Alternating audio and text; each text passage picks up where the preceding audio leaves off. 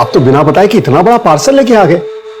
लाने के पहले एक बार पूछ तो लिया होता, हमें जरूरत है भी या नहीं। श्याम जी, जय सिर्फ ड्राइवर ही नहीं, घर के सारे काम भी जानता है। सोचा आपको और वाणी को थोड़ी सी हेल्प हो जाएगी। नहीं नहीं, हमारे पास टेम्पररी हेल्प ऑलरेडी है।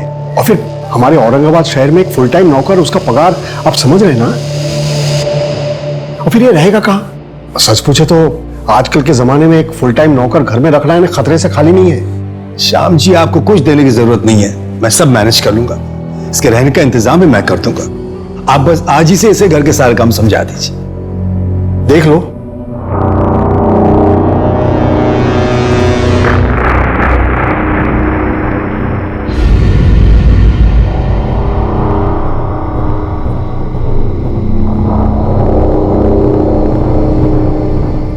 दो बज गए, अभी तक बहू घर नहीं आई। The number you have called is currently switched off. दोनों का फोन भी बंद आ रहा है। किसकी परमिशन से गई थी? मुझसे तो पूछा नहीं। तो मुझसे भी कहाँ पूछा उसने? कहाँ जा सकती है वो? क्या हुआ? नहीं लग रहा फोन। फिर से ट्राई कीजिए ना।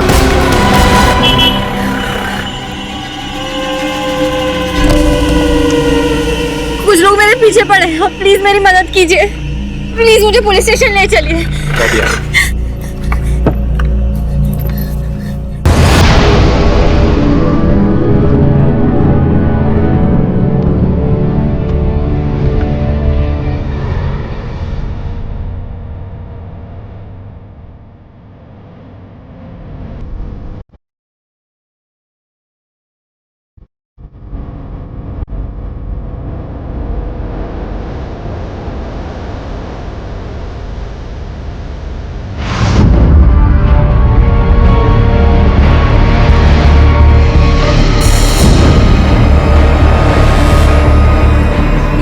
ये क्या कर रहे हो तुम?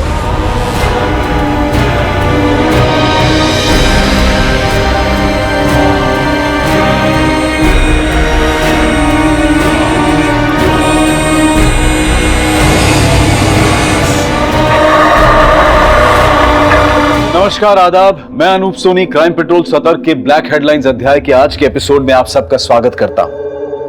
आज हम एक ऐसा केस दिखाने जा रहे हैं जो 2020 का एक ऐसा चौंका देने वाला केस था जिसने ना सिर्फ पुलिस को बल्कि सरकार को भी हिलाकर रख दिया। हर इंसान अपने आप में एक दुनिया लेकर चलता है। उसके कुछ सपने होते हैं, कुछ मान्यताएं होती हैं, वो कुछ करना चाहता है। ऐसे में उसे समाज के बंधनों और रूढ़िवादी सोच के साथ बांध देना कितना सही है? क्या वाकई में लोग समाज के हिसाब से जीते हैं या फिर एक दोहरी जिंदगी लेकर घूमते हैं सिर्फ ये साबित करने के लिए कि वो सही में समाज की लक्ष्मण रेखा के भीतर हैं? अमरेंद्र जी, आपको पता है कि वानी कहाँ है? रात भर से घर नहीं आई है वो।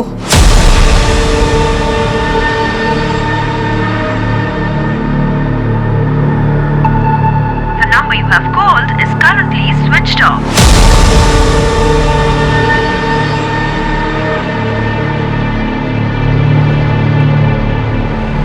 आपके द्वारा डायल किया हुआ नंबर अभी बंद है।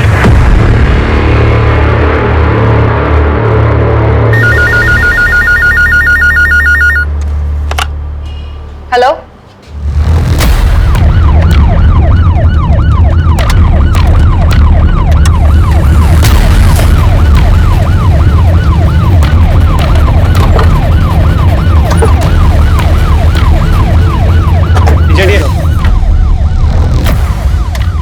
सोनाली सर।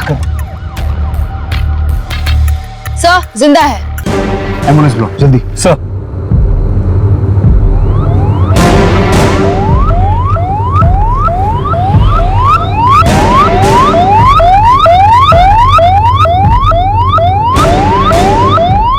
काफी ब्रूटल रेप केस लगता है। और ये लड़की है कौन? फोन किसने किया था? सर, मैंने किया था। मैं यहाँ हल्का होने के लिए आया था, मैं देखा तो मैंने आपको फोन किया। सर, लड़की को पक्का यहाँ किसी गाड़ी से डंप किया गया है।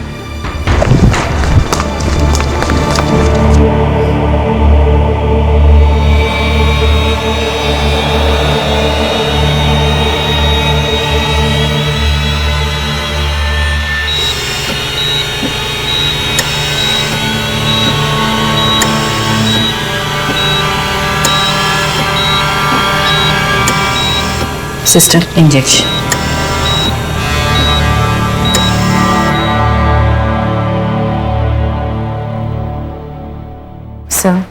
एक मिनट।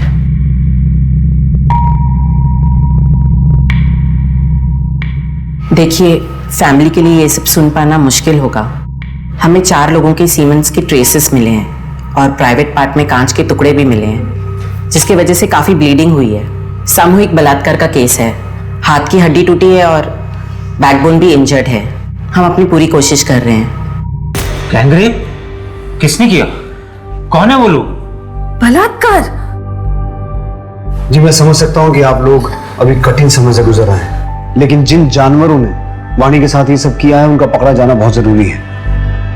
इसलिए वाणी कब और क्यों गई थी, कहाँ गई थी, जितनी जल्दी आप ये इंफॉर्मेशन हमारे साथ शेयर कर सकते हैं उतनी जल्दी हम अपनी छानबीन शुरू कर सकते हैं। जी मैं करण चंदक, मैं एक इन्वेस्टमेंट कंसल्टेंट हूँ। हमारी एक फर्म है चंदक इन्वेस्टमेंट के नाम से। जाने से पहले उसने ना मम्मी ना पापा, इनफैक्ट मेरी भी परमिशन ले ली। परमिशन? जी, अपनी परमिशन के बिना मैं उसे कहीं नहीं जाने देता था। ऐसा क्यों? तुम्हारी पत्नी थी। देखा ना सर आपने, मेरी परमिशन के बिना गई, क्या हालत हुई उसकी। वो कहाँ गई आपको पता नहीं, ये कैसे पॉसिबल है? और वो जब भी आपकी परमिशन से घर से बाहर निकलती थी, जाती कैसे थी? गाड़ी से, वो भी ड्राइवर के साथ। जयेश, वो भी गया था साथ में, उसका भी फोन नहीं लग रहा है। जयेश ड्राइवर है लेकिन घर का काम नहीं करता है। अमरन जी ने जबरदस्त हमारे मत्थे मार दिया था उसे। इतने महीनों से आप क्या काम कर रहा है? अब तक आपको कोई तकलीफ हुई? अरे अब तक नहीं हुई, लेकिन आज तो हुई है ना। जयेश और कार दोनों वापस नहीं आई है। अब बहू हॉस्पिटल में एडमिट है, तो क्या समझे हम? इन लोगों ने मेरी बेटी को कैदी बना रखा था सर। कहीं भी आना जाना हो तो इन लोगों की परमिशन लेनी पड़ती थी। कई बार तो अपना मन मार के घर में बैठी रहती थी। किसी के पास फुर्सत नहीं थी उसे बाहर ले जाने की। इसलिए मैंने अपनी गाड़ी और अपने ड्राइवर जयेश को इनके यहां छोड़ा हुआ था। 7 महीने से जयेश इनके यहां काम करता था सर। उसकी तनख्वाह भी मैं देता था। आपको किसी पे कोई शक, झगड़ा या कोई दुश्मनी? नहीं सर, हम लोग तो बहुत सीधे साधे लोग हैं। हमारा तो नियम है, ना किसी से दोस्ती ना किसी से बैर। मुझे जयेश का नंबर और एड्रेस चाहिए। कोई झगड़ा वगड़ा हुआ था घर में जो वाणी नाराज होकर चली गई? नहीं तो। कुछ तो हुआ होगा ना जो वाणी घर से चली गई। याद कीजिए, कुछ ऐसा जो हर रोज से अलग हो।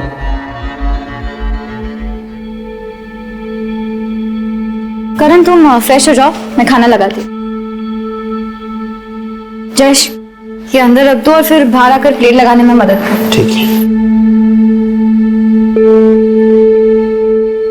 वाणी, रोटियां ठंडी हो गई हैं, गरम बना कर लाओ। नया साल शुरू हो गया, बुकिंग आने से पहले मैंने अपना जो होम स्टे वाला घर है उसका प्राइस बढ़ा दिया। मैं सोच रही थी कि टीवी पर दिखाते रहते हैं कि लोग रेट कंपेयर करके बुकिंग्स करते हैं और हमारे होम स्टे का रेट पहले से ही बढ़ा हुआ है। अब और बढ़ाना शायद सही नहीं होगा। कितनी बार बोला, मेरे बीच में मत बोला करो। घर का काम तो तुमसे ठीक से होता नहीं, बिजनेस में डाक अड़ाने के लिए आ गए। करण, क्या है वाणी? खाना भी ठीक से खाने नहीं दिया तुमने उसे। मैं करता हूं।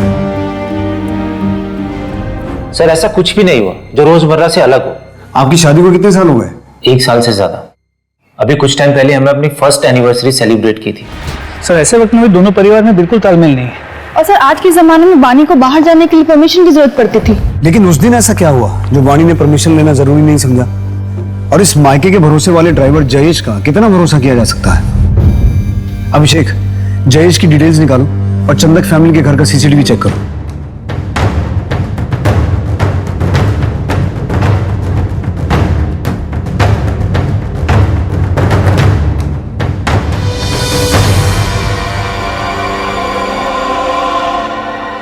सब कुछ तो नॉर्मल दिख रहा है, फिर हुआ क्या होगा? हेलो सर, जिस गाड़ी में जयेश और वाणी गायब हुए थे वो गाड़ी सुंदरवाड़ी में एक सुनसान जगह पर खड़ी है। मैं अभी आपको लाइव लोकेशन सेंड करता हूं।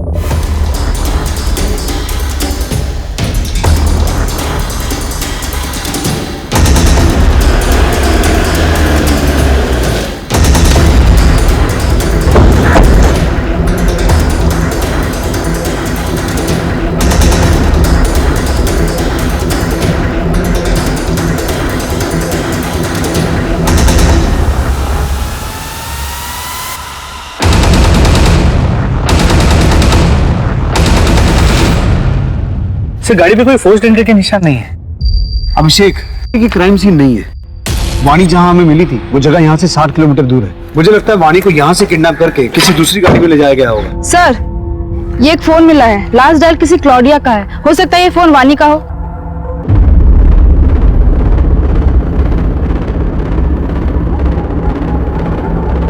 The number you have called is currently switched off. Switch off. Sir, ये 2 फोन मिले हैं और दोनों ही ऑन नहीं हो रहे हैं और इनकी स्क्रीन भी टूटी हुई है।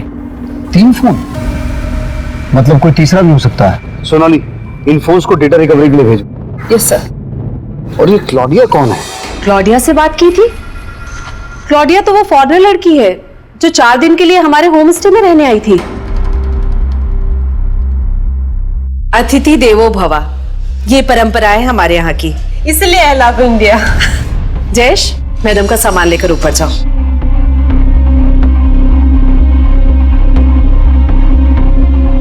जयेश जी।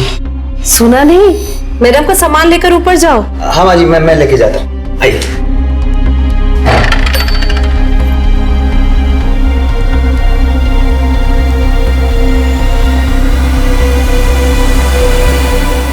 सच ए ब्यूटीफुल हाउस।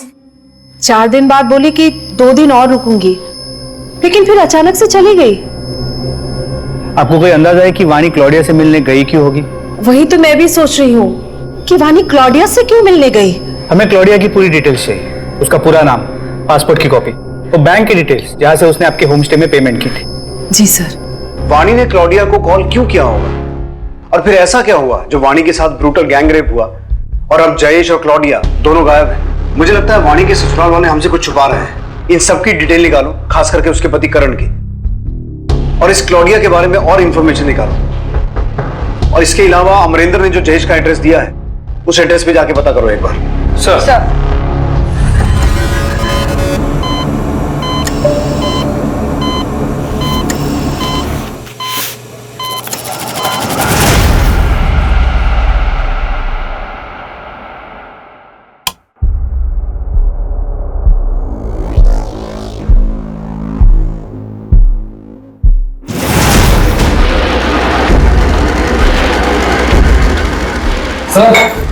बोतल।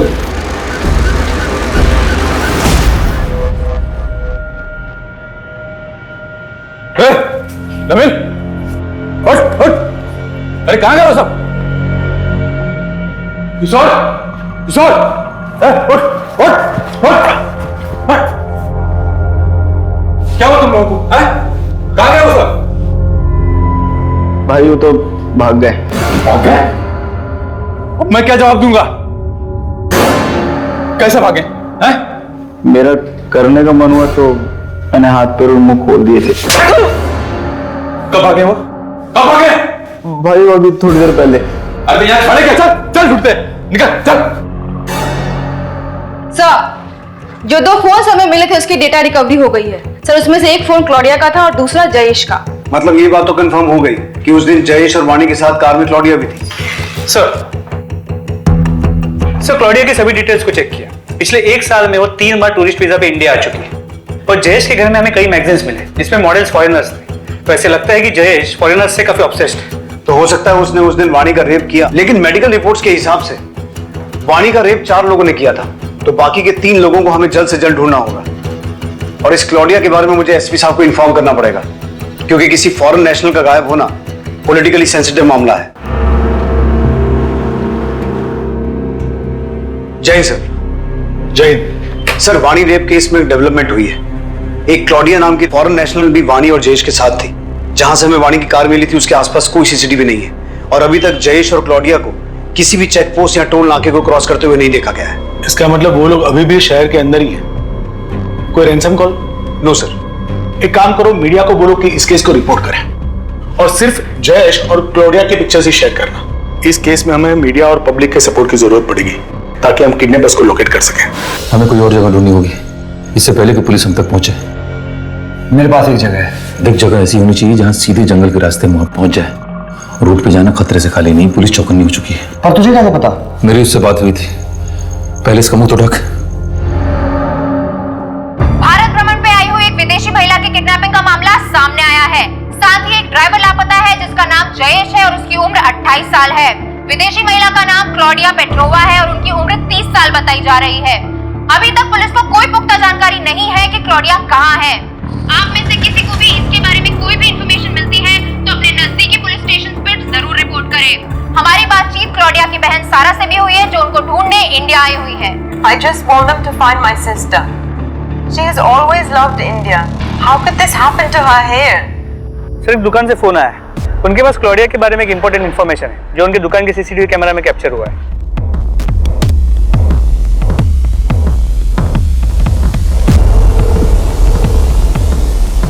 सर, ये तो वो 2 लड़के। फिर आगे क्या हुआ? ऐसे क्या देख रही है? पूरा पैसा दूंगा ना, वो भी डॉलर में। ओ मैडम, कैसे लगा रही हो तुम? दिखाओ कैसे लगाया। हाथ कैसे लगाया? सोनाली, इन दोनों की फोटो को जूम करो और कॉपीज निकाल के आसपास के सभी पुलिस स्टेशन में सर्कुलेट करो। अक्सर ऐसा देखा गया है कि जो विदेशी हमारे देश में घूमने आते हैं वो कुछ लोगों के लिए सॉफ्ट टारगेट बन जाते हैं, चाहे उनके साथ बदतमीजी हो या फिर पैसों की धोखाधड़ी। ऐसे में ये सवाल गलत नहीं होगा कि हमारा देश कितना सुरक्षित है। अतिथि देवो भव, ये सिर्फ कुछ शब्द हैं या हम वाकई अपने अतिथि को देवता के समान मानते हैं?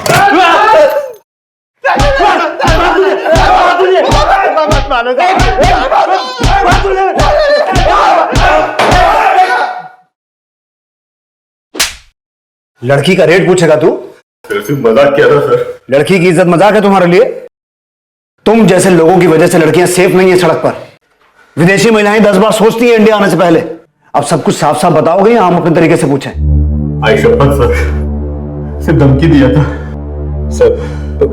हम मानते हैं, हमने उन्हें सबक सिखाने का प्लान बनाया था। आगे जाके मंदिर वाली रोड पर उनका वेट भी कर रहे थे। हम लोगों ने वहां उनका 1 घंटे इंतजार किया, पर वो लोग नहीं आए। फिर हम एक पार्टी में जाना था तो हम वहां चले गए। सर, अगर आपको विश्वास नहीं आता तो आप हमारा फोन चेक कर सकते हो सर, उसमें फोटोज हैं सर उस दिन की। अभिषेक, इनका डीएनए सैंपल हो और वाणी की बॉडी से जो सीमेंट सैंपल मिले थे उससे मैच करवा के देखो। अगर ये लड़के सच बोल रहे हैं और सुपरमार्केट और मंदिर के बीच वाले एरिया में ये कांड हुआ है, तो हो सकता है कि जयेश और उसके साथियों ने क्लॉडिया को अभी भी उसी एरिया में छुपा के रखा हो। अभिषेक, अपनी एक टीम भेजो उस एरिया की तलाशी लेने के लिए और अपने खबरियों को एक्टिवेट करो। लेकिन वाणी ने क्लॉडिया को कॉल क्यों किया होगा और उससे मिलने क्यों गई? और अगर मिलने गई तो उसका ये अंजाम क्यों हमें इतनी दर्दनाक हालत में मिली? यही तो हमें पता लगाना है। अब क्या जवाब देंगे? इससे मिलिए। ये है हमारी बहू जिसके साथ 4 लोगों ने बलात्कार किया है। गायत्री, वो एक हादसा था। समाज हादसा नहीं मानता है। थूकेंगे लोग हम पर अगर उन्हें कुछ भी पता चला तो। जब भी उसे देखता हूं ना तो अलग अलग लोगों के चेहरे याद आते हैं। खिनाती है मुझे इसे छूने में।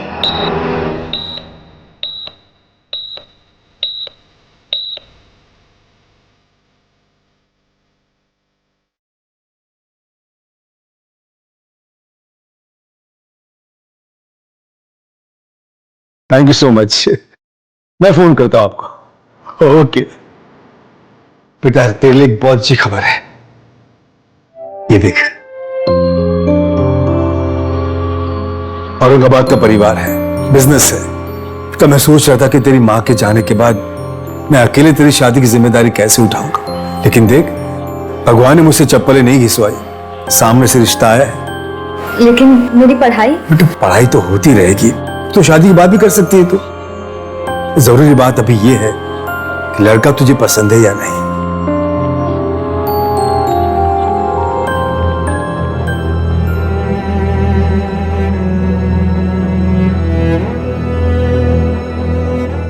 आप लोगों में से कोई हॉस्पिटल नहीं आया। पुलिस ने उस दुकान जहां 2 लड़कों ने क्लॉडिया और वानी को छेड़ा था और जंगल के पास सुंदरवाड़ी इलाके का 40 किलोमीटर से ज्यादा का रास्ता सर्च किया और पुलिस को एक बहुत बड़ी इंफॉर्मेशन हाथ लगी।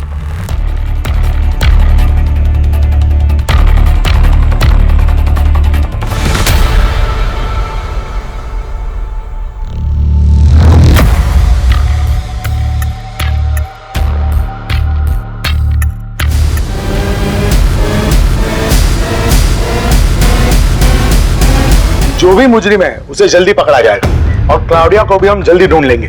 हमारी सबसे अच्छी टीम इस केस पर दिन रात लगी हुई है। और सर आपको इस केस को सुलझाने में इतना टाइम क्यों लग रहा है? No comments please. Sir please I won't leave this station till they find my sister.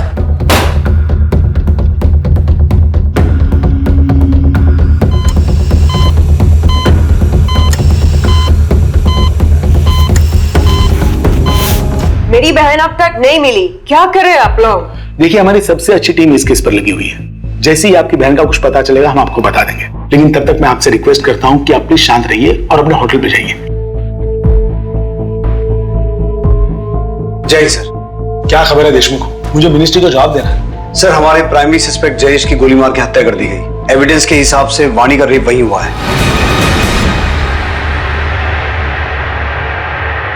शायद क्लॉडिया को भी वहीं रखा गया होगा, लेकिन सर अभी तक यह क्लियर नहीं हुआ है कि जयेश उस गैंग का मेंबर था या फिर वो खुद एक विक्टिम था।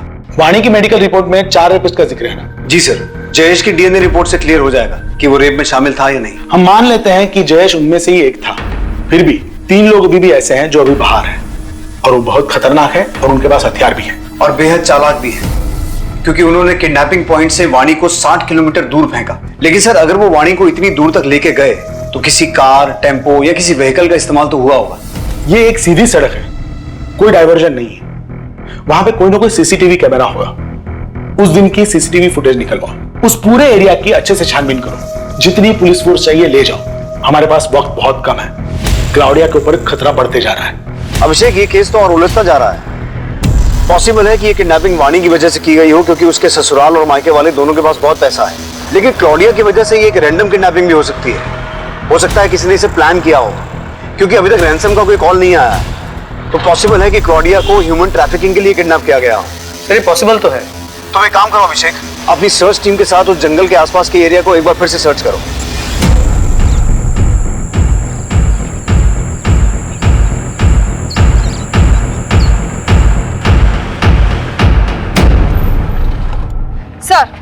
सर आपका शक बिल्कुल सही था।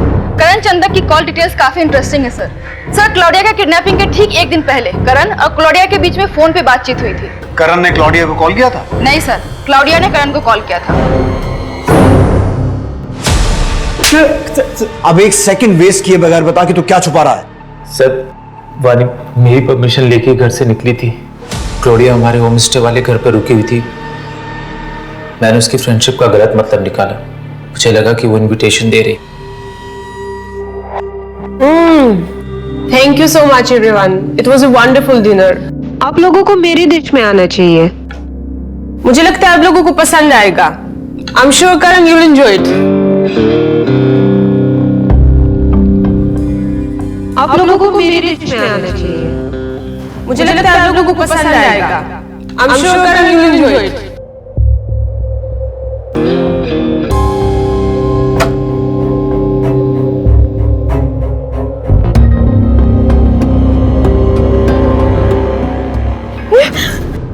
क्लॉडिया, निकलो यहाँ से। लिसन टू मी, सुनो। अरे उस रात वो घर से निकल गई और फिर उसने मुझे कॉल कर केस करने की धमकी दी। मैं तुम्हारे ऊपर केस करूंगी और ऐसे रिव्यूज दूंगी कि तुम्हारे होम स्टे को कभी कोई दोबारा बुक नहीं करेगा।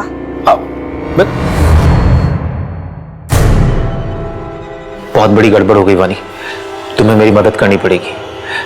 क्लॉडिया से तुम्हारी अच्छी बनती है, वो तुम्हारी बात मान लेगी। प्लीज मेरी मदद कर दो। इसीलिए मैंने वानी को क्लॉडिया को मनाने के लिए भेजा था।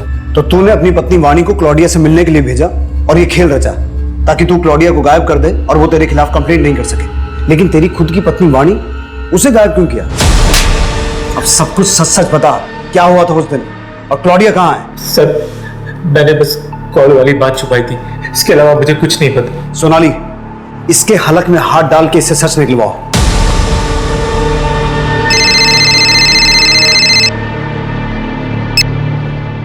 हेलो, सुन, 2 दिन के अंदर 50 लाख रुपए का इंतजाम कर लेना, वरना तेरी सफेद मुर्गी के गर्दन काट दूंगा मैं। अरे कौन बोल रहे हो तुम? अब मुझे क्यों कॉल कर रहे हो? मैं क्यों दूं पैसे? मुझे कुछ नहीं पता। तेरी बहू तो हमारे हाथ से निकल गई और ये गोरी मेहमान तो तेरी ही है ना। देख, मुझे बस पैसे चाहिए। अरे पर मैं क्यों दूं क्लॉडिया के लिए पैसे? सरकार से मांगू तुम? मैं तुझसे मांग रहा हूँ। सरकार से तुझे मांगना है तो तू मांग ले। देख मुझे कुछ नहीं पता, मैं दोबारा फोन करूंगा। हेलो, सुनो, क्लॉडिया को छुड़ाने के लिए फिरौती का कॉल आपको? वो क्लॉडिया लगती कौन है हमारी? अब तो वो हमारी गेस्ट भी नहीं रही। अगर रहते भी रहे सर तो भी मैं पैसे नहीं देता। अरे सर, ये क्लॉडिया के लिए पैसे तो सरकार ने देने चाहिए ना। आप लोग कुछ कीजिए सर, मैं तो फंस गया हूं सर इसमें। वो नंबर दीजिए जहां से कॉल आया था। जी नोट करो, 444-7856। ठीक है श्याम जी, आप जाइए, हम देखते हैं। जी सर, थैंक यू। सर आपको क्या लगता है ये जो कह रहे हैं वो सच कह रहे हैं? एक काम करो, इस श्याम का नंबर सर्विलेंस पे डालो और पता करो इसे फिरौती का कॉल कौन से एरिया से किया गया था और ये नंबर किसके नाम पर रजिस्टर्ड है। Yes sir. सर जंगल के बाहर एक होटल है जिसके बाहर एक सीसीटीवी कैमरा है। उसकी फुटेज चेक करने में पता चला कि जिस दिन हमें वाणी मिली थी उस दिन उस एरिया से उस वक्त 2 कार्स निकली थी। सर पहली गाड़ी एक टैक्सी है जो अभी औरंगाबाद से बाहर है, और सर ये गाड़ी किसी अजीत नायक के नाम पे रजिस्टर्ड है। मेरी इस अजीत नायक से बात हुई, उसने कहा कि उस दिन वो अपने दोस्त के साथ किसी शादी में गया हुआ था। इस अजीत नायक और उसके दोस्त को उसकी गाड़ी के साथ यहाँ बुला लिया है। अब होपफुली अजीत नायक और उसकी कार से कोई लीड मिले जिससे केस आगे बढ़े। उस जंगल वाले एरिया से कुछ पता चला? नहीं सर, ना जंगल से, ना रोड से, ना टोल नाके से, कहीं से कोई लीड नहीं मिली। पर ऐसा कैसे पॉसिबल है? इसका मतलब है ये लोग मूव नहीं कर रहे हैं, कहीं छुप के बैठे हैं। एक काम करो अभिषेक, अब तुम जंगल के आसपास के रेजिडेंशियल एरिया में अपने खबरियों को एक्टिव करो, हो सकता है वहां से कोई क्लू मिल जाए। सर वो गाड़ी का मालिक अजीत नायक और उसका दोस्त सनी शर्मा दोनों बाहर आए हैं।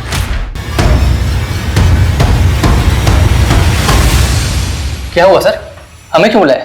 इस लड़की को देखा कहीं सड़क किनारे, या किसी को इसके साथ कुछ गलत करते हुए? नहीं सर। ये खरोंच कैसे आई? सर वो घर में पालतू बिल्ली है ना। शर्ट निकाल। शर्ट क्यों सर? बताऊंगा क्यों, शर्ट निकाल।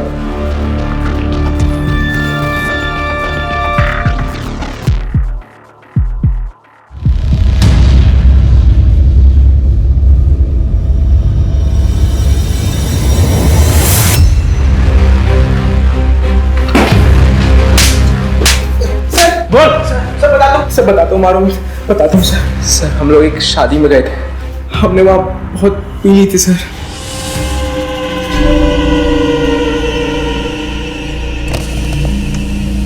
उस लड़की को देखकर हमारी नीयत खराब हो गई थी सर। हमने उसे गाड़ी में बिठाया और फिर हमने उस लड़की ने तुमसे मदद मांगी थी। अगर हैवानियत की जगह इंसानियत दिखाई होती ना तो आज हॉस्पिटल में वो अपनी जिंदगी के लिए लड़ नहीं रही होती। अपने बाकी 2 साथियों के नाम बोलो। 2 साथी? नहीं सर, सिर्फ हम दोनों थे, सच कह रहा हूं सर। कौन थे? बोल, बाकी दोनों के नाम बता। सर वाणी के 4 रेपिस्ट में से हमने 2 को पकड़ा है, लेकिन उन्हें क्लॉडिया के बारे में कुछ नहीं पता। सर एक चीज इंटरेस्टिंग है कि उन्होंने वाणी को जिस जगह से अपनी गाड़ी में लिफ्ट दी थी वो जगह उस जगह के काफी नजदीक है जहां से हमें जयेश की डेड बॉडी मिली थी। हमने अपने खबरियों को एक्टिवेट कर दिया है और शाम की कॉल्स को मॉनिटर कर रहे हैं। सुन, कल दोपहर 12 बजे बैग में पूरे 50 लाख रुपए भर के सीमेंट फैक्ट्री के बाहर जो डस्टबिन है वहां डाल देना। हाँ हाँ हाँ ठीक है, मैं पैसे लेके पहुंच जाऊंगा। हाँ।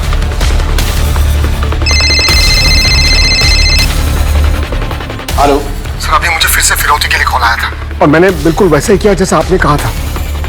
सर अब तो आपको यकीन हो गया ना? अब तो मेरे बेटे करण को छोड़ दीजिए।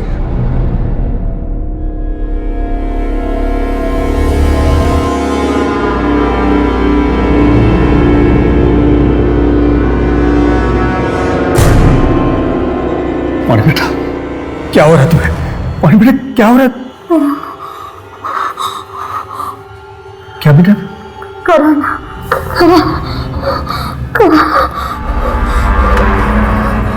कितना चिल्लाती है तू? मिर्ची तो तू खाती नहीं है, फिर खाती क्या है? बे, अगर मैं 2 घंटे के अंदर नहीं आता हूं तो इसको मार के फेंक देना जंगल में।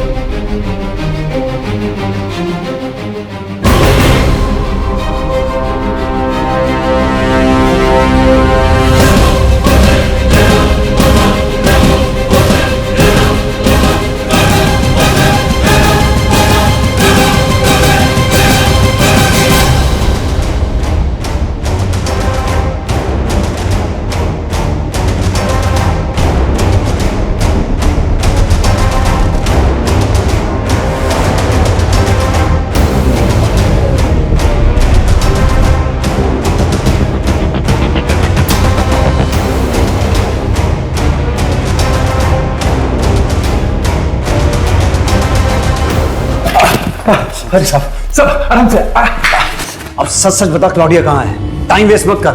मैं भी तो वही कह रहा हूँ, टाइम वेस्ट मत करो।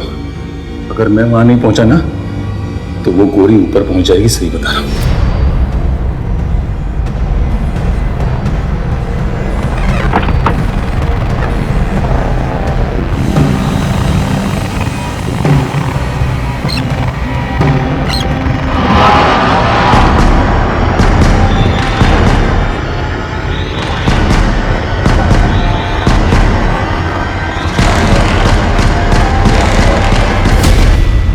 इतना टाइम हो गया रमेश को, देखना फोन लगा कि कहाँ रह गया वो।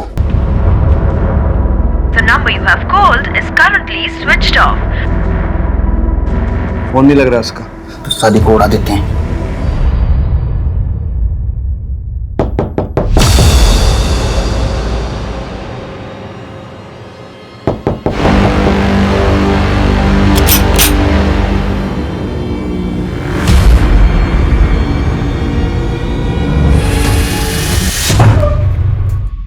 क्लॉडिया, मैं तुम्हारी तकलीफ समझ सकता हूं, लेकिन उस दिन हुआ क्या था?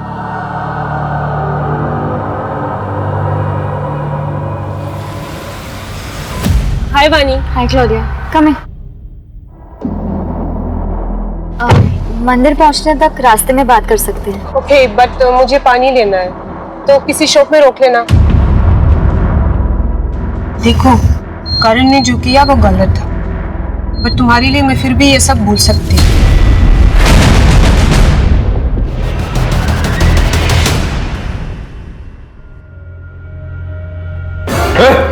नमिल, उठ उठ उठ उठ उठ। क्या हुआ तुम लोगों को? भाई वो तो भाग गए। अरे यार खड़े क्या? चल चल, ढूंढते निकल चल। मुझे नहीं पता कि वानी किस तरह भाग रही थी। मैं और जयेश हम बस भागे रहे थे। रमेश, अब तेरा खेल खत्म। बता, तेरा मास्टरमाइंड कौन है?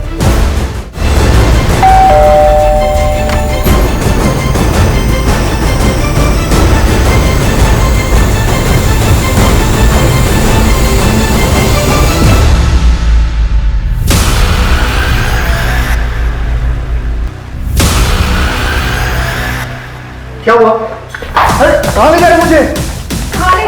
किया क्या है मैंने? सर मैंने कुछ नहीं किया, मेरे बेटे ने भी कुछ नहीं किया।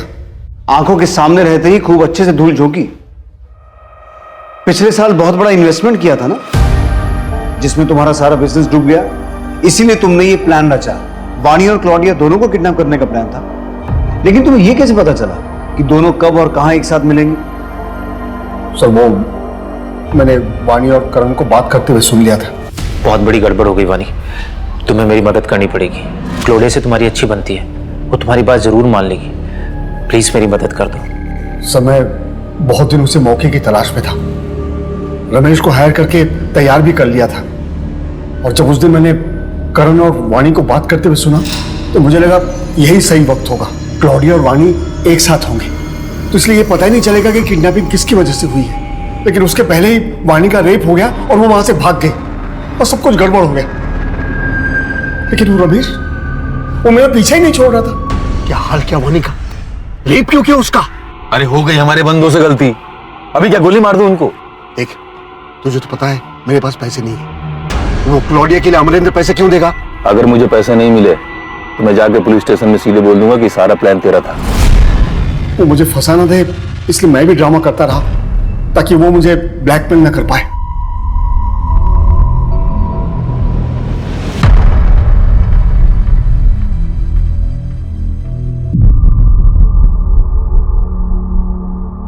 अजीत, सनी, किशोर, नवीन, ये चारों अब सलाखों के पीछे हैं। 4 नहीं सर, 5। मेरी जिंदगी में 4 रेपिस्ट नहीं 5 रेपिस्ट हैं। बाहर क्या, मेरा रेप तो मेरे घर में ही हो रहा था। क्यों कोई आदमी किसी औरत को छूने से पहले उसका मन जानने की, उसकी हाँ कहने की परवाह नहीं करता? पति की हर इच्छा के आगे पत्नी अपने घुटने टेक देती है। और क्या पति की कोई रिस्पॉन्सिबिलिटी नहीं है उसकी इच्छाओं की तरफ। जानता हूं वाणी, कई औरतें ऐसे घुट घुट के जीती हैं, लेकिन ये जिंदगी घुट के जीने के लिए नहीं है, क्योंकि चुप रहने से ऐसे आदमियों की हिम्मत बढ़ती है। Protection of women from domestic violence act ऐसी ही औरतों की मदद के लिए बनाया गया है, लेकिन तुम्हें मदद के लिए हाथ बढ़ाना पड़ेगा, कंप्लेंट करनी होगी। मैं चाहता हूं कि तुम करण के खिलाफ कंप्लेंट करो ताकि हम तुम्हारी मदद कर सकें। एक औरत जब एक रेप विक्टिम होती है तो वो ना सिर्फ फिजिकली बल्कि मेंटली भी ट्रॉमा से गुजरती है, और ये ट्रॉमा जिंदगी भर के लिए एक दाग दे जाता है। ऐसे में हम अपनों से सपोर्ट की उम्मीद करते हैं, लेकिन वानी जिसे अपना आसरा समझ रही थी वो उसे एक अछूत की तरह से देख रहा था। कुछ लोग समाज में अपनी इमेज बनाने के लिए क्या क्या झूठ नहीं बोलते, और फिर उसी झूठ की वजह से जाने अनजाने में कई जुर्म भी कर बैठते हैं। अगर श्याम अपनी झूठी शान का नाटक ना करके अपने हालात को एक्सेप्ट करता तो एक परिवार यूं ना बिखरता, वानी की जिंदगी ऐसे बर्बाद ना होती, और विदेश से आए मेहमानों के साथ ऐसा बुरा एक्सपीरियंस ना होता।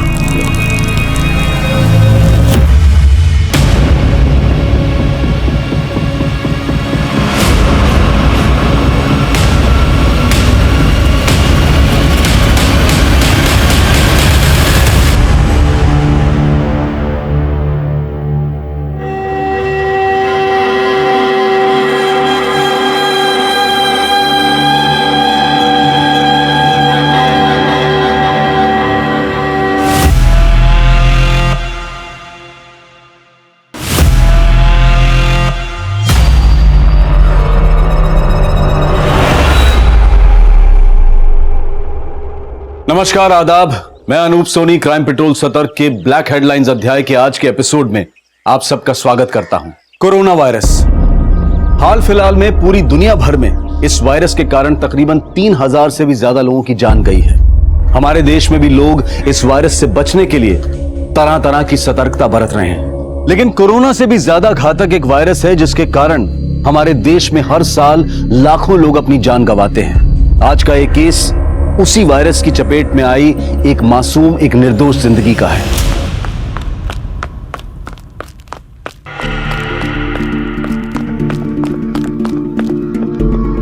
उषा, धीरे दौड़ो, गिर जाओगी। धीरे। तू क्या होता है संगीता?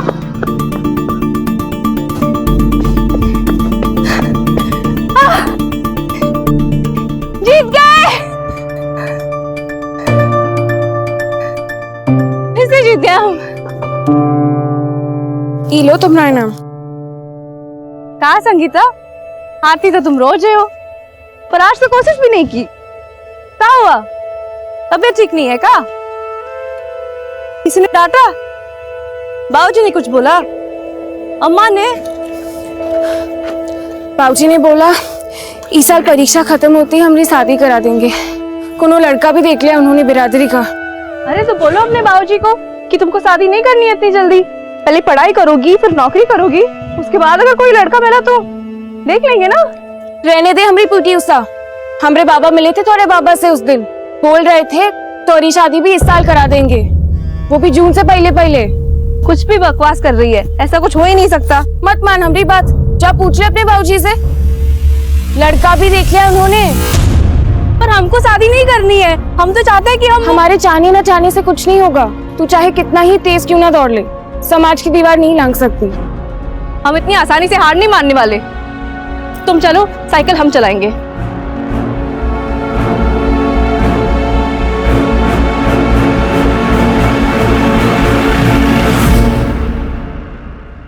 क्या हाल है बंसी?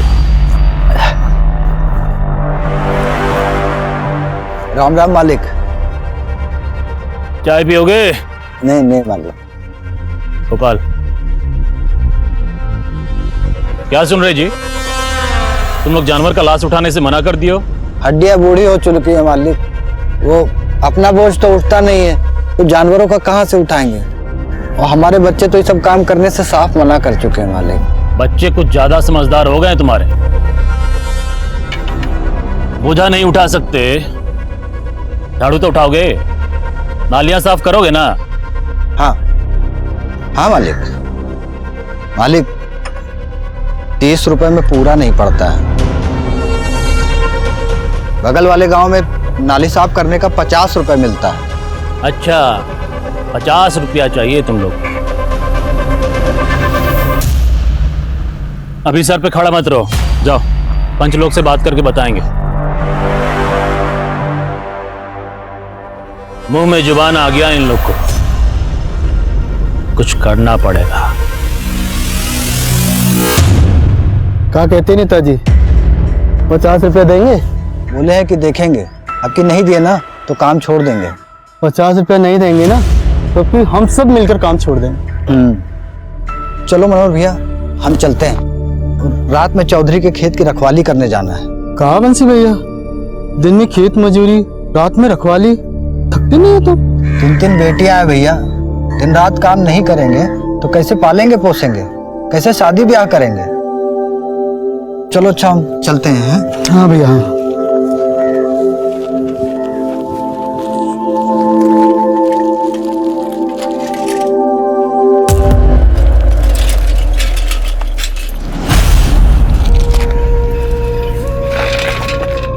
संगीता तुम घर जाओ।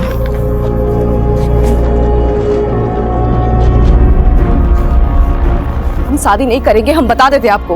हमको पहले पढ़ाई करनी है, फिर नौकरी करनी है। हमने पहले ही मना कर दिया था ना आपको शादी के लिए। लेकिन हम मना नहीं कर पाए, अच्छा रिश्ता सामने से आया था, कैसे मना करते? तो अच्छा खासा दहेज भी मांगे होंगे, कहाँ से देंगे इतने दहेज? हाँ वो हम देख लेंगे। तुम्हारी 2 बहनें और हैं, तुम्हारी शादी हो जाएगी ना तो हमारा बोझ बोझ कम हो जाएगा ना हमारे जाने से। बाबूजी आप फिक्र मत कीजिए, अब से ना ज्यादा बोझ नहीं बनेंगे हम आप पे।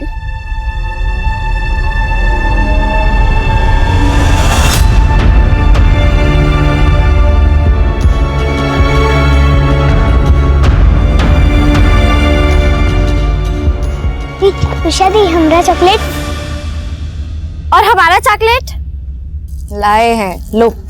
अरे तुम लोग इतना बड़ी हो गई हो लेकिन फिर भी बचपना गया नहीं है? तो थोड़ा तुम भी बच्चा बन जाओ ना माँ। बंसी, ओ बंसी! बाबूजी,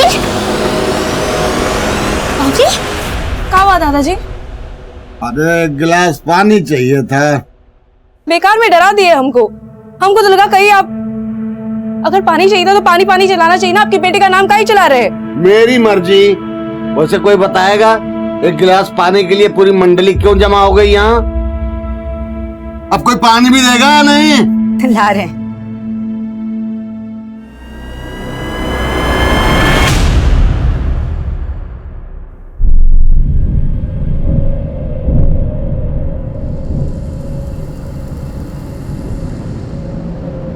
रुक काहे गई उषा? प्यास लगी है, पानी पी के आते हैं। ठीक है तू जा पानी पी कर आ, हम चले रेस जीतने। तुम निकलो आगे, हम फिर भी तुमको ओवरटेक कर लेंगे, देख लेना। देखते हैं।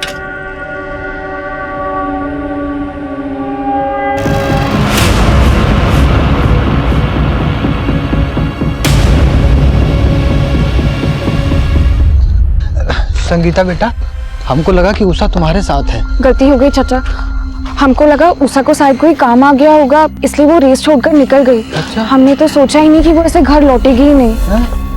अरे का हुआ बंसी, इतनी रात को कहाँ जा रहे हो? कुछ खो गया का? ओ भैया, हमारी उषा बिटिया ना कहीं। वो हमारी उषा बिटिया की पायल खो गई है, तो वही हम लोग ढूंढ रहे थे। अब इतनी रात में तो मिलेगी नहीं, सुबेरे ही ढूंढना पड़ेगा ना। चलो मीरा चलो। आप झूठ काहे के लिए बोले? तो क्या कहते हैं? हमारी लड़की गायब हो गई है, मिल नहीं रही है। अरे कितनी बदनामी होती, लोग काका बातें बनाते, समझ रही हो तुम? लेकिन चाचा आप उषा को ढूंढेंगे कैसे?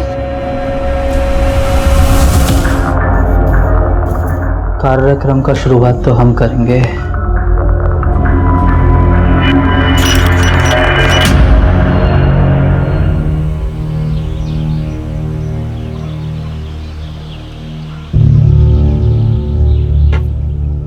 दो दिन हो गया, अब बहुत हो गया। अब हमको पुलिस को बताना होगा उषा के बारे में।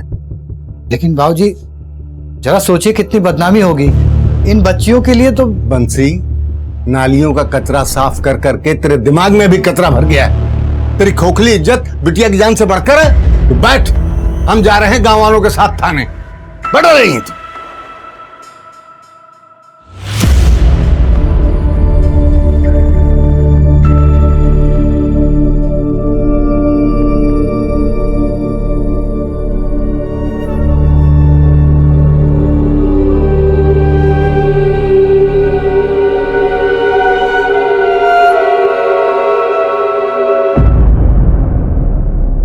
अरे हम खोज निकालेंगे आपकी बेटी उषा को।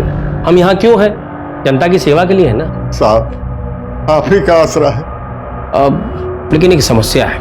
क्या साहब? पिछले महीने पड़ोस गांव से भगीरथ साहू जो है वो आप ही की तरह रोते रोते आ गए हमारे पास कि अपनी बेटी लक्ष्मी को खोज निकालनी है, गुहार लगाते हुए। तो हम भी लग गए काम पे। पूरा गांव शहर जिला सब छान मारे, लेकिन लड़की नहीं मिली। और 4 दिन बाद लड़की अपने आप लौट आई, वो भी शादी करके दूसरे जात के लड़के के साथ। हमारी उषा ऐसी नहीं है साहब। अरे हम कब कहे कि उषा ऐसी है, लेकिन शिकायत दर्ज करने से पहले थोड़ा जांच पड़ताल कर लें। क्या है कि कॉलेज और मोहल्ले में किसी लड़के के साथ, अब उम्र भी तो फिसलने का है ना। फिर भी आपको अगर शिकायत कराना ही है तो हम तो यहाँ पे हैं ही, आ जाइएगा।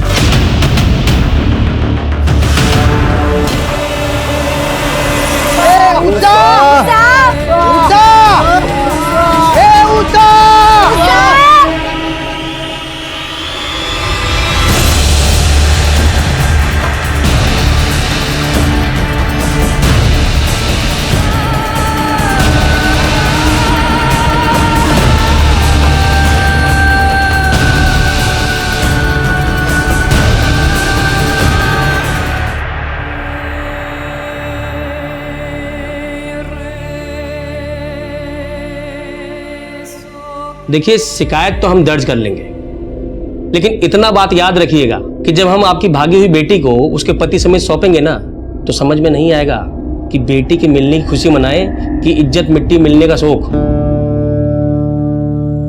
सोच लीजिए, आपस में विचार विमर्श कर लीजिए। अगर फिर भी लगता है कि रिपोर्ट लिखाना ही है तो आ जाइएगा यहां पर। हम यहीं हैं जनता की सेवा के लिए।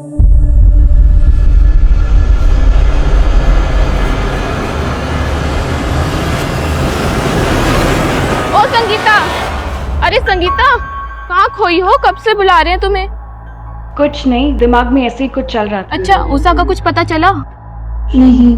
तुमका क्या लगता है उषा कहाँ हो सकती है? हमको कैसे मालूम होगा?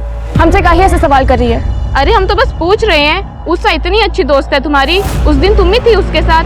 हमको तो लगता है पुलिस ये सब सवाल करेगी। पुलिस? क्या कह रही है तू? हाँ, हम उसके साथ थे, इसका ये मतलब तो नहीं कि हमें सब पता होगा। तू भी ना कुछ हो बात करती है, हमें तुमसे बात ही नहीं करनी। हटो।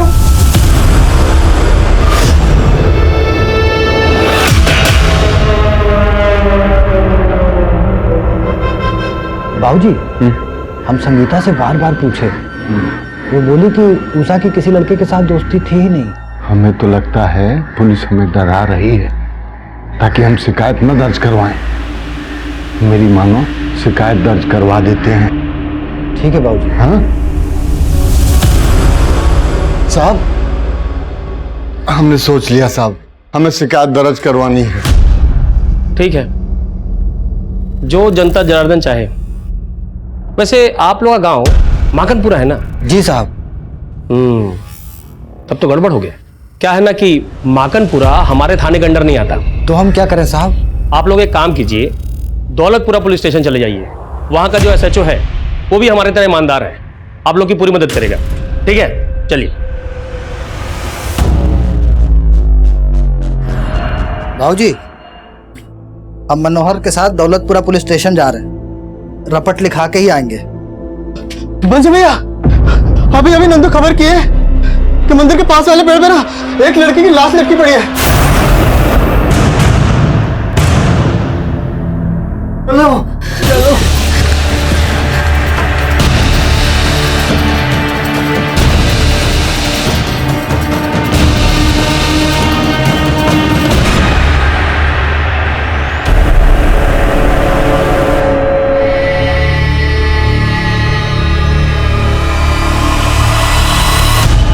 अरे रुक जा। अम्मा, नहीं अम्मा। अरे हमारी पीटी उषा देख, निकाल दी तुमरा काटा। पागल लड़की। खून निकल रहा। हाँ तो हम तोड़ दे रहे हैं अभी।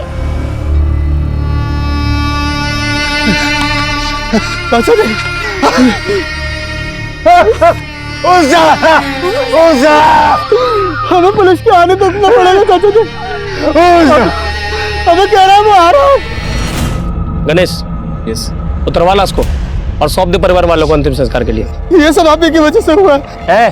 चुप कर, गलती इनकी लड़की का है और तू हम पे इल्जाम लगा रहा है। ओ चाचा, चलो दस्तखत करो इस पे और ले जाओ लाश को अंतिम संस्कार के लिए। केस खत्म हुआ। इतनी जल्दी कहाँ इंस्पेक्टर? आप तो जनता के सेवक हैं, पहले लाश का पोस्टमार्टम तो करवाइए। तू कौन है? एडवोकेट अभय। अच्छा तो तू है अभय। तो अभय बाबू, ये आत्महत्या का केस है और आत्महत्या के केस में ना पोस्टमार्टम की जरूरत नहीं है। जरूरत है। अगर उषा ने फांसी लगाई है तो उसके पैरों पे पोस्टमार्टम तो होकर रहेगा। क्यों गाँव वालों? ठीक है, करवाते हैं पोस्टमार्टम, लेकिन उसके लिए थोड़ा समय लगेगा। क्या है कि एम्बुलेंस बुलाना पड़ेगा ना, और आप लोगों को तो पता ही है कि अस्पताल कितना दूर है यहाँ से। पता है, इसलिए हमने पहले अस्पताल में फोन कर दिया था। एम्बुलेंस भी अभी आ ही रही है।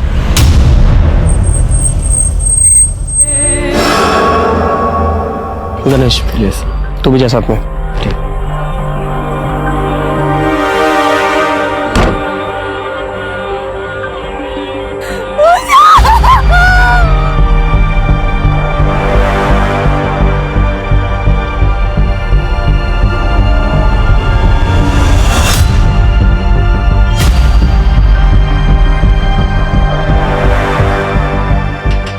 चाचा जी साइन कीजिए, बॉडी लेके जाइए। अरे एफआईआर रजिस्टर किए आप लोग अभी तक? पहले एफआईआर रजिस्टर कीजिए, तब जाके साइन करेंगे ये। कौन बात का है भाई यार? हाँ, पोस्टमार्टम रिपोर्ट में साफ लिखा है कि उषा ने खुद को फांसी लगाया। उषा का बॉडी हम भी देखे हैं, उसका चेहरा पर और बॉडी पर चोट का निशान था। खुदकुशी नहीं की है। दिखाइए पोस्टमार्टम रिपोर्ट। ये पोस्टमार्टम रिपोर्ट कोई पब्लिक प्रॉपर्टी नहीं है जो देखेंगे आप। चलिए जाइए यहाँ से, नहीं वो हल करेंगे, यही भर्ती होना पड़ेगा आपको। तमीज से बात कीजिए इंस्पेक्टर। दिखाइए पोस्टमार्टम रिपोर्ट, कहाँ रखा है छुपा के? नहीं दिखाएंगे तो यहीं खड़े हैं। जाते हैं यहीं, दिखाते कैसे आप लोग जाते हैं यहाँ पे?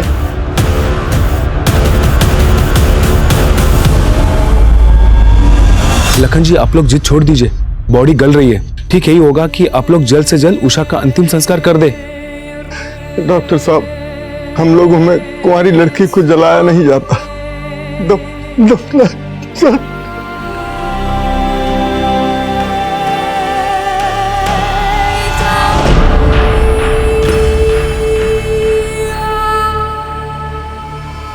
उषा को दफना दिया गया। ऑफिशियली देखा जाए तो उषा का केस क्लोज हो चुका था।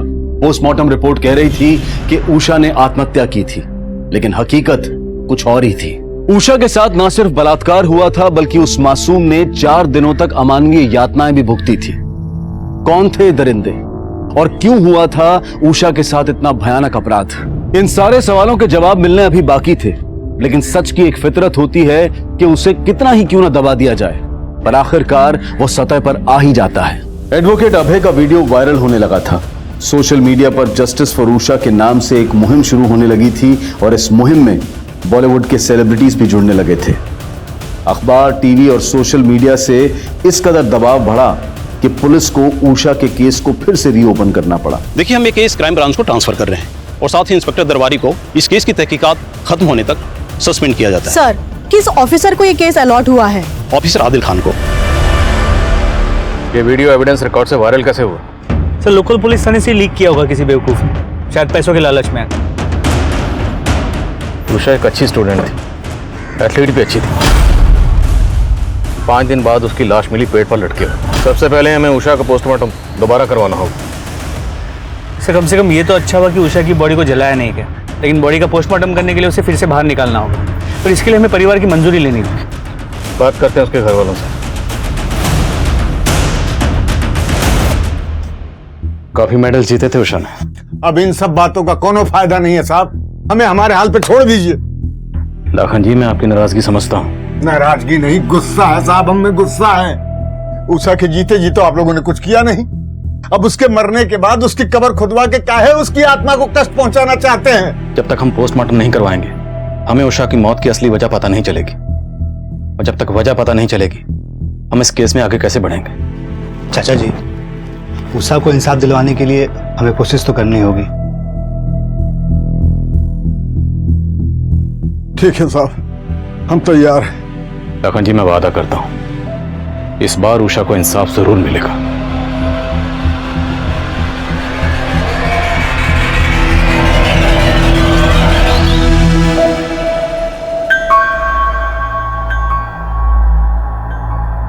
जी कहिए।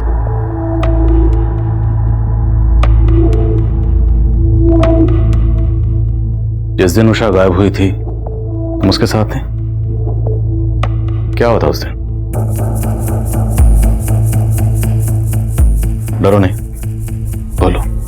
उस दिन उषा और हम रेस लगा रहे थे। उषा पानी पीने के लिए रुक गई और हम आगे चले गए। बहुत देर तक जब वो नहीं आई तो हम वापस चले गए। वो वहां नहीं थी। पुजारी जी से भी पूछा, उनको भी कुछ पता नहीं था। हमको लगा कि वो घर वापस चली गई होगी, तो हम घर चले आए। तुम्हें किसी पे कोई शक है? उसका कॉलेज में किसी के साथ कोई झगड़ा हुआ हो या कोई एक तरफा प्रेमी? जी नहीं। अच्छा, हमें उषा की माँ ने बताया कि तुम उषा की सबसे पक्की सहेली थी, सच है? तो अगर तुम्हें कुछ भी याद आए या कुछ भी ऐसा है जो तुम हमें बताना चाहो तो हमें जरूर बताना।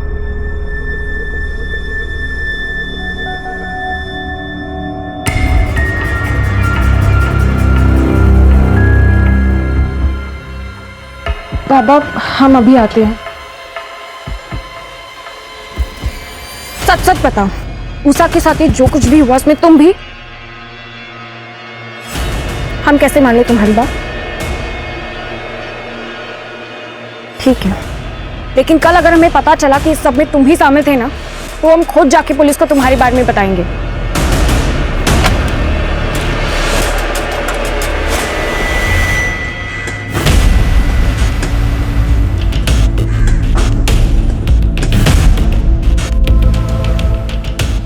मौत गले की हड्डी टूटने से हुई थी। तो क्या उषा ने खुदकुशी की थी? जी नहीं, मुझे तो इस बात की हैरानी है कि पहले वाली पोस्टमार्टम रिपोर्ट में इस बात का जिक्र क्यों नहीं हुआ। लड़की का प्राइवेट पार्ट्स बुरी तरह से डैमेज्ड है। उन लोगों ने इसको बुरी तरह से नोचा है, यही उनकी हैवानियत नहीं रुकी। प्राइवेट पार्ट्स में कांच के टुकड़े मिले और उसकी छाती पर रॉड से वार किया गया। मतलब ये खुदकुशी नहीं थी? वो लड़की तो चलने की हालत में भी नहीं होगी। जरूर इस केस को आत्महत्या का रूप देने के लिए उन लोगों ने उसे फांसी पर लटका दिया।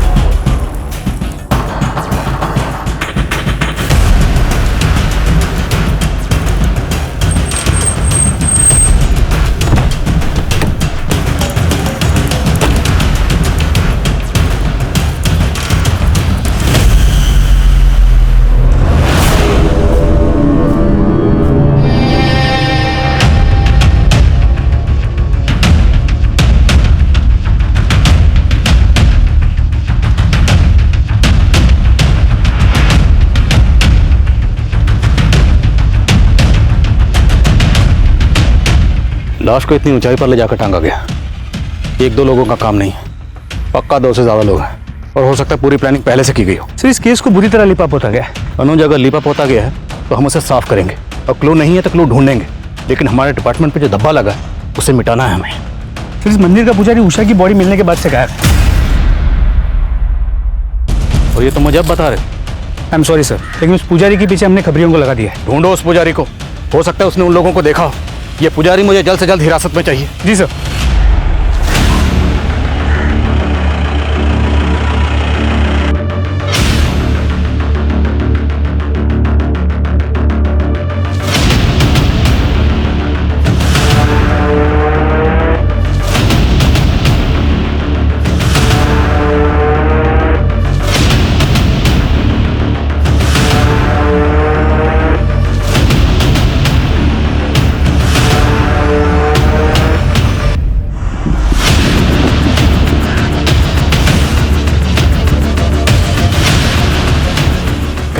सब बढ़िया रे, बैठा।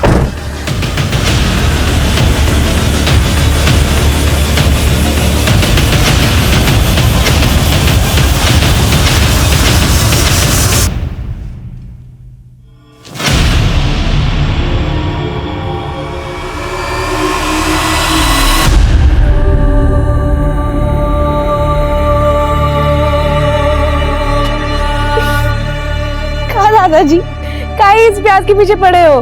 अरे हम कहाँ पीछे पड़े हैं, ये प्याज हमारे पीछे पड़ा है। रुला दिया कम बखत ने। क्या बनाना है आपको, हमको बताइए, हम बता सकते हैं। छोड़ो छोड़ो ये सब। अरे हमें अपने लिए नहीं, तुम्हारी माँ को अचानक नानी के पास जाना पड़ा और यहाँ बच्चियाँ भूखी हैं। अरे तो बुला लिए होते ना हमको, हम तो वैसे भी संगीता के घर पे टीवी देख रहे थे। अरे आप बैठिए, पूजा कीजिए, ये पेट पूजा का जिम्मा ना हम पे छोड़ दीजिए, ठीक है? जाओ।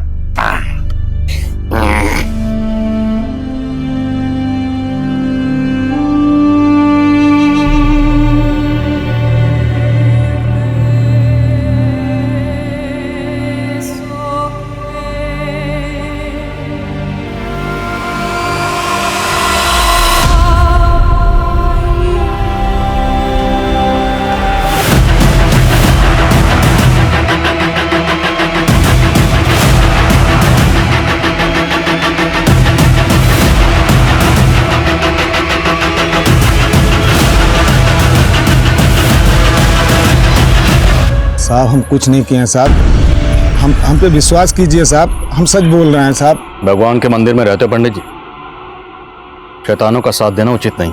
हम सच बोल रहे हैं साहब, हम कुछ नहीं जानते हैं साहब। तो चुप क्यों गए थे, भाग क्यों गए थे? वो उषा की फांसी के बाद जब सारे गांव वालों को पता चली साहब, वो हमसे झगड़ा करने लगे, हमें मारा पीटा और हमारा हाथ तोड़ दिया साहब। वो उषा का फांसी का वीडियो हम ही बनाए थे। अब इस संकट से निकलने का एक ही उपाय है पंडित जी, याद करिए जिस दिन उषा गायब हुई थी, क्या उस दिन कुछ ऐसा हुआ था जो आमतौर पर नहीं होता? कुछ भी अजीब? सोचो। कुछ याद आ रहा है कि अपनी तरह से याद दिलाएं? वो यकीन के साथ तो नहीं साहब, लेकिन उस दिन मंदिर के पास आके एक गाड़ी रुकी थी। कौन सी गाड़ी थी, नंबर क्या था? अब नंबर तो नहीं याद है, लेकिन वो सफेद कलर की गाड़ी थी साहब। ये सफेद गाड़ी की कहानी सुना कि पुजारी हमें गुमराह करने की कोशिश तो नहीं कर रहा? मनोज, शक करने का तो बनता नहीं। अगर हम ये मान भी लें कि सारा कांड उस पंडित ने किया, तो पंडित इतना बेवकूफ तो होगा नहीं कि पहले रेप करेगा, मर्डर करेगा और फिर मंदिर के बाहर ही उषा की लाश को पेट पर लटका देगा और उसके बाद वीडियो बनाएगा। जी सर, और अगर पुजारी सच कह रहा है तो यही सफेद गाड़ी हमें गुनहगारों तक पहुंचा सकती है। एक काम करो, आसपास के गांव के जितने भी पुलिस स्टेशन है सबसे कांटेक्ट करो, जितने भी हिस्ट्री शीटर इस वक्त बाहर हैं सबको राउंड ऑफ करो।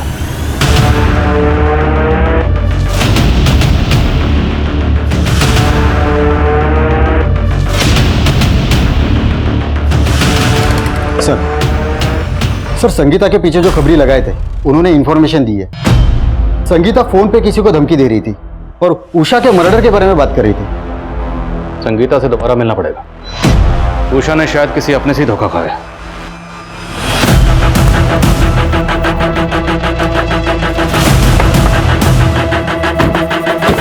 संगीता, हम चाहते तो तुम्हें थाने बुला सकते थे, पर हमने नहीं बुलाया क्योंकि हम नहीं चाहते थे तुम्हें कोई तकलीफ हो, क्योंकि तुम एक स्टूडेंट हो और उषा की सबसे अच्छी दोस्त थी। अब दोस्त थी तो ये भी चाहती होगी कि जिसने भी उषा के साथ गलत किया उसे सजा मिलनी चाहिए, चाहती हो ना? तो तुम्हारी मदद के बगैर हम उन्हें सजा नहीं दिला सकते। सब उषा का एक फ्रेंड था अशोक, हमरे गांव का ही लड़का है, हमरे साथ ही पढ़ता है। उषा और उसकी बहुत अच्छी बनती थी, है भी वो अच्छा लड़का। तो क्या उषा और अशोक के बीच में कुछ? हमको नहीं लगता, ऐसा कुछ होता तो उषा हमको बता दी होती। मुझे इस अशोक का फोन नंबर और एड्रेस चाहिए। अच्छा, तुमने उस दिन किसी सफेद रंग की गाड़ी को नोटिस किया था? सफेद गाड़ी शायद देखी थी, लेकिन हमने इतना ध्यान नहीं दिया। साहब, उषा सिर्फ हमारी दोस्त थी, इसके अलावा हम दोनों के बीच ऐसा कुछ नहीं था। हमारा ध्यान तो सिर्फ पढ़ाई में ही रहता था। फिर संगीता को ऐसा क्यों लगता है कि उषा के साथ जो कुछ भी हुआ वो सब तूने किया है? क्या? संगीता ने आपको ऐसा कहा? वो तो हमें बहुत अच्छे से जानती है, वो ऐसा कह ही नहीं सकती साहब। ठीक है जा, लेकिन जरूरत पड़ी तो दोबारा बुलाएंगे। हाँ साहब।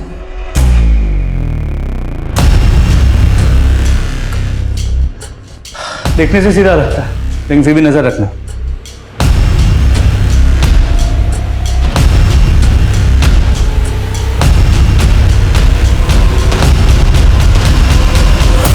साहब धोल विहार गांव में देखिए, वहाँ का इलाका काफ़ी सुनसान है। वहाँ सफ़ेद रंग की कार रात को कई बार देखी गई है। साहब हमने ही नहीं, हमारे अलावा काफ़ी लोगों ने देखी है। धोल विहार? हाँ। कहाँ पे है जगह?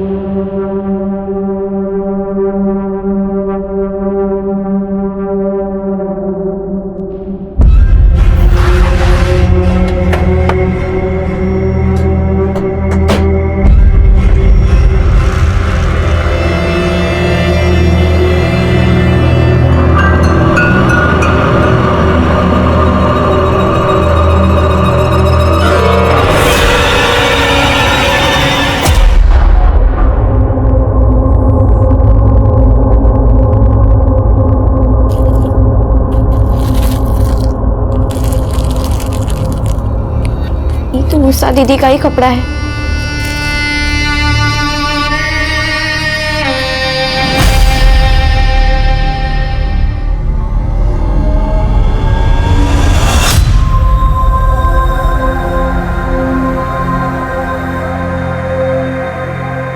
आओ बेटा आओ दिखा। उषा तुम कहती थी ना कि चप्पल पहन के दौड़ना बहुत मुश्किल होता है, देखो हम तुम्हारे लिए कार लेके आए। ये कहाँ से मिला आपको बाबूजी? अरे छोड़ ना, तू पहन। इसको पहन के ऐसा रहेगा जैसे कि हम उड़ने वाले हैं। इसीलिए तो तुम्हारा नाम उषा रखे हैं, पीटी उषा के नाम पे। जब तुम मैदान में दौड़ोगी ना तो सब लोग चिल्लाएंगे उषा उषा उषा उषा उषा उषा उषा। ये हमारी उषा का ही जूता है। सर एक लोकल पॉलिटिशियन है, त्रिलोक राजपूत। ये बंसी और उसके बिरादरी के लोगों से चिढ़ा हुआ था क्योंकि ये लोग दिहाड़ी बढ़ाने की मांग कर रहे थे। बुलाओ इसे थाने। सर तुम यहाँ क्या कर रहे हो? तुम्हारा सस्पेंशन तो अभी खत्म नहीं हुआ। खान साहब हम गलत नहीं है, हम माकनपुर के हवा पानी मिजाज से अच्छी तरह वाकिफ हैं। ये गांव वालों को तो ऐसे ही चलता रहता है। अब आप सोच लीजिए कि अगर केस सॉल्व नहीं कर पाए ना तो बहुत जगह सही होगा। तो मेरी फिक्र छोड़ो, अपनी फिक्र करो। एक बार सबूत मिल गया ना तो सबकी हवा पानी टाइट कर दूंगा। सदियों पुराना बात कर रहे हैं आप इंस्पेक्टर। वो मामला कब का हवा हो चुका है। हम खुद पंचों से मिलके बंसी और उसके साथियों का मजदूरी कब का बढ़वा दिए। फिर भी बात चुभी तो होगी आपको। कल तक जो लोग आपके सामने नजरें झुकाकर चलते थे अब सीना तान कर चल रहे हैं। बुरा तो लगता होगा।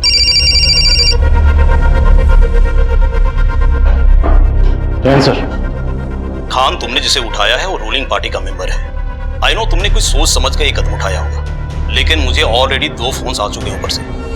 देखो अगर तुम्हारे पास कोई ठोस सबूत है तो छोड़ो मत उसे, वरना फिलहाल के लिए उसे जाने दो और उस पर नजर बनाए रखो। सही वक्त पर उसे धर लेना।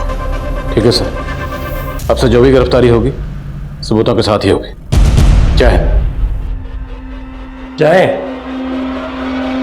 चलिए नेताजी।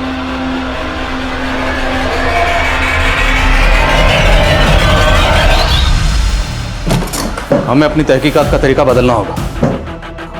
उषा जहां से गायब हुई, जहां पर उषा को रखा गया और फिर फाइनली जहां पर उषा की लाश मिली, ये सारी जगह एक दूसरे के आसपास है। सर इससे इतना साफ हो जाता है कि वो लोग गांव के चप्पे चप्पे से वाकिफ हैं। बिल्कुल, जिसने भी ये कांड किया या तो इसी गांव के या फिर आसपास के गांव के। उषा के गायब होने से लेकर उषा की लाश मिलने तक जितने भी लोग इस गांव को छोड़कर गए सबकी लिस्ट बनाओ।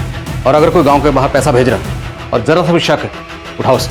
ये लोकल नेता त्रिलोक, और हमारे डिपार्टमेंट के होनहार इंस्पेक्टर दरबारी सब पर नजर रखो। सर सर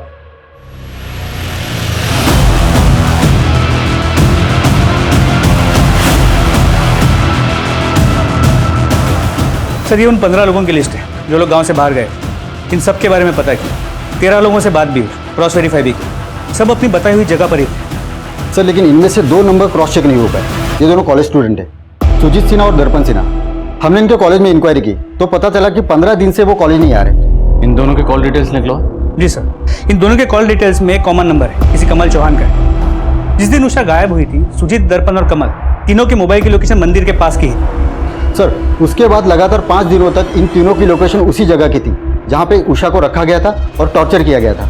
ये लोग जहाँ भी हैं ढूंढ निकालो इन्हें। उषा के कातिल यही। सर तीनों के फोन स्विच ऑफ है, इसलिए करंट लोकेशन का पता नहीं चल पा रहा। लेकिन 3 दिन पहले सुजीत का फोन कुछ टाइम के लिए स्विच ऑन हुआ और उसकी लोकेशन थी पुणे का विट्ठल नगर। पुणे? क्यों खान साहब, पुणे जा रहे? आ गए तुम, मालूम था। दर्शन देने जरूर आओगे। समझाने आए सर, आप तो एक केस के लिए आए हैं, खत्म होते ही चले जाएंगे। रहना हम ही को यहाँ पर है, काहे संतुलन बिगाड़ रहे हैं सर? कैसा चल रहा है, चलने दीजिए। तुम्हें कुछ कार मैकेनिक का या कोई और काम आता है, सीख लो, काम आएगा, क्योंकि तुम्हारी नौकरी अब जाने वाली।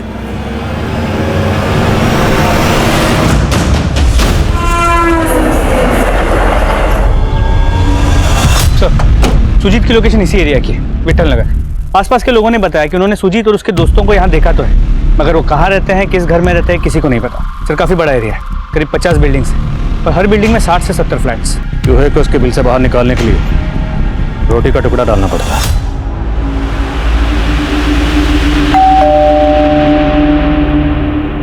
हाय मैम, हम आर्थर पिज़्ज़ा से। हमने आपके एरिया में एक नया आउटलेट खोला है और हम यहाँ सर्वे के लिए हैं। कुछ सवालों का जवाब दीजिए और ये पिज़्ज़ा आपका फ्री, साथ में कोल्ड ड्रिंक का वाउचर भी। तो मैम आपके घर में कितने लोग रहते हैं? मैं रहती हूँ, मेरे हस्बैंड है और मेरी डॉटर। और कोई गेस्ट वगैरह है? नहीं, कोई गेस्ट तो नहीं। Thank you ma'am. ये आपका पिज़्ज़ा और ये आपका कोल्ड ड्रिंक का voucher. Thanks ma'am. Sir room number 409 negative.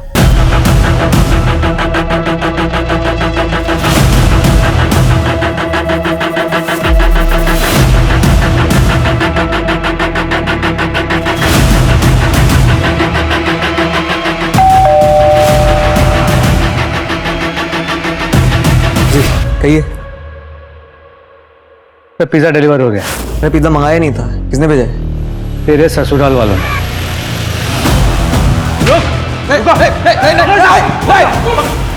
नीचे बंदूक, नीचे बंदूक, नीचे बंदूक, नीचे। देख तू मरेगा, तेरे साथ दोनों दोस्त भी मरेंगे। कमल गोली मत चला। कमल बंदूक रख दे नीचे, गोली मत चलाइए। ला दे, इसे हम सराहने के नीचे लेकर सोते हैं। चल।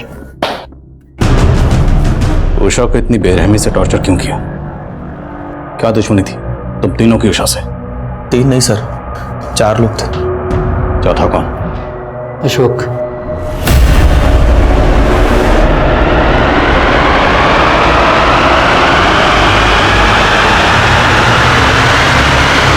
उठाओ अशोक। सर। इतनी हैवानियत, आखिर क्या बिगाड़ा था उस मासूम ने तुम लोगों का? उषा को पहली बार तब देखा था जब कॉलेज की दौड़ में हिस्सा ले रही थी। दौड़ तो जमीन पे रही थी, पर बिजली हमारे दिलों में दौड़ गई। उषा जैसी कोई थी नहीं दूसरी गांव में, चढ़ गई हमारी नजरों में। लेकिन यह अशोक को उससे प्यार हो गया, मान ही नहीं रहा था। बहुत मुश्किल से समझाया और फिर बनाया प्लान, क्योंकि हम जानते थे उषा कब्र कहाँ होती है।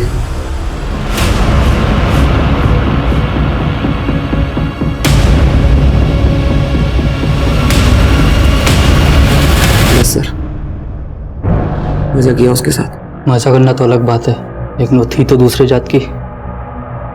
उसको उसकी औकात भी दिखानी थी।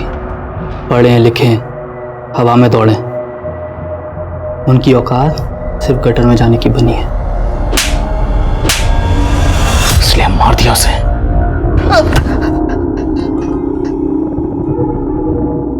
उषा तुझे अपना अच्छा दोस्त मानती थी, अच्छी दोस्ती निभाई तूने। गलती हो गई साहब। जिंदगी भर जेल में सड़ोगे, वादा है मेरा। अगर हमें एक समाज, एक देश के रूप में वाकई विकसित होना है तो यह बेहद जरूरी है कि समाज के हर तबके को बराबर के मौके मिले, बराबर की सहूलतें मिले, तभी पूरे देश का विकास मुमकिन है। फिलहाल सभी अपराधी न्यायिक हिरासत में हैं।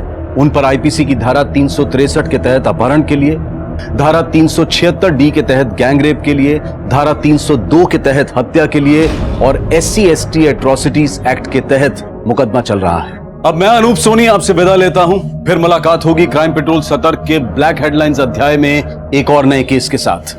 और याद रखें, क्राइम और आपके बीच में सिर्फ इतना फर्क है कि आप कितने सतर्क हैं। सतर्क रहें, सुरक्षित रहें। जय हिंद। इस तरह के और भी एपिसोड देखने के लिए हमारे चैनल को सब्सक्राइब करें और बेल आइकन दबाना ना भूलें।